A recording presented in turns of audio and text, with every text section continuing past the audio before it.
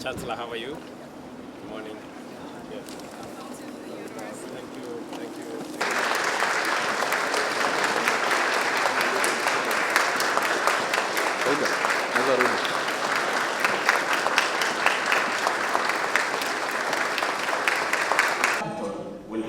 It is still easier to reform this financial architecture, even though the latter would be a better option.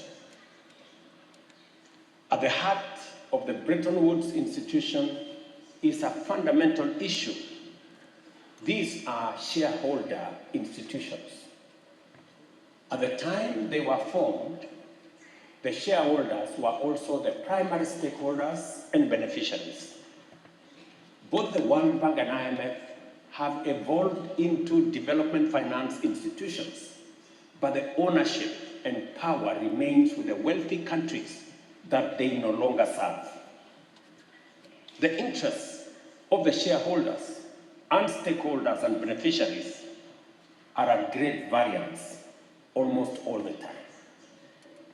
This anomaly became apparently glaring during the IMF SDR issuance, where 64% of allocations ended up in wealthy countries that did not need liquidity support. The poorest countries, which needed it most, received only 2.4%. That is the extent of disconnect between the shareholders' interests and the stakeholders and beneficiaries' interests. There are many reforms required of these institutions, but I believe that the most consequential is governance changes that will transform them into independent, apolitical, global institutions, insulated from the national interest of their shareholders. And you know what? This requires no more than adopting modern corporate governance best practice.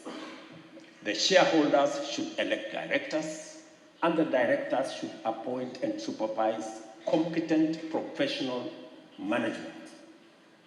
Just as simple as that. I believe reform, not abandonment of multilateral system, is the path into the future.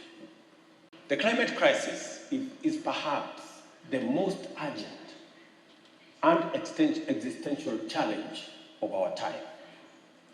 Africa, despite contributing the least to global emissions, bear the greatest burden through floods, droughts, displacement, and food insecurity.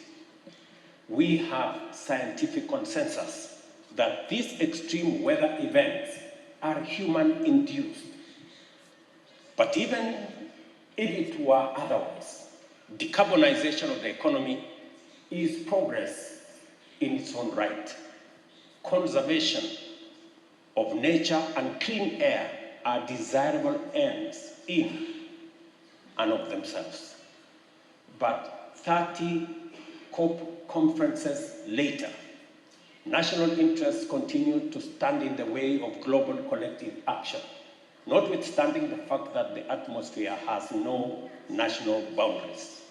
We continue, in my opinion, to play dice with nature. We envision a digital future that is Kenya in location, Africa in identity, and global in impact. Ladies and gentlemen, Kenya and China are not merely trade partners. We are co-architects of a new world order, one that is fair, inclusive, and sustainable. Let us measure our success, not in GDP growth or trade volumes, but in how many lives we uplift, how many futures we secure, and how much dignity we restore.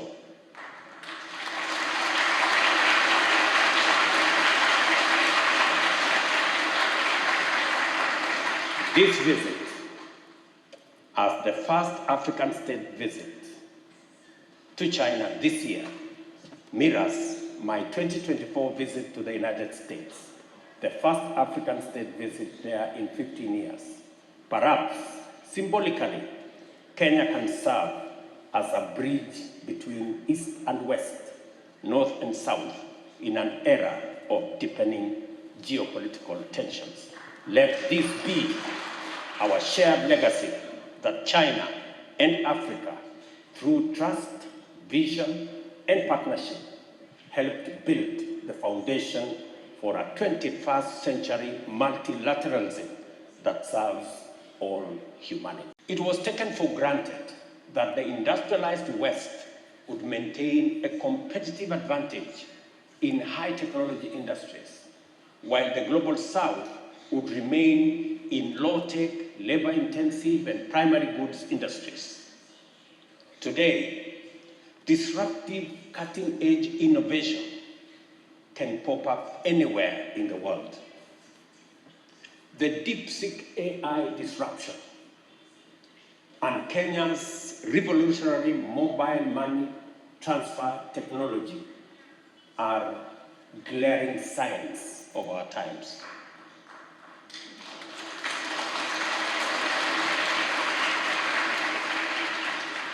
Additionally, there is a saying that demography is destiny. Economic development cannot be divorced from demographics. It is people who produce, and it is people who consume or provide a market.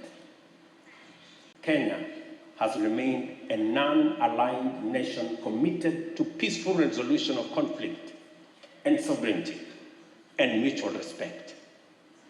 We support the One China policy, a two-state solution in the Middle East, and dialogue, not escalation, in the Russia-Ukraine conflict. As we say in Africa, when two bulls fight, the grass suffers. Let us choose understanding over confrontation. On the United Nations and the UN Security Council, no other circumstance other than the post-war situation would have made the current structure of the UN, and more particularly, the UN Security Council, and that is the 5 permanent members with individual powers, an acceptable peace and security architecture.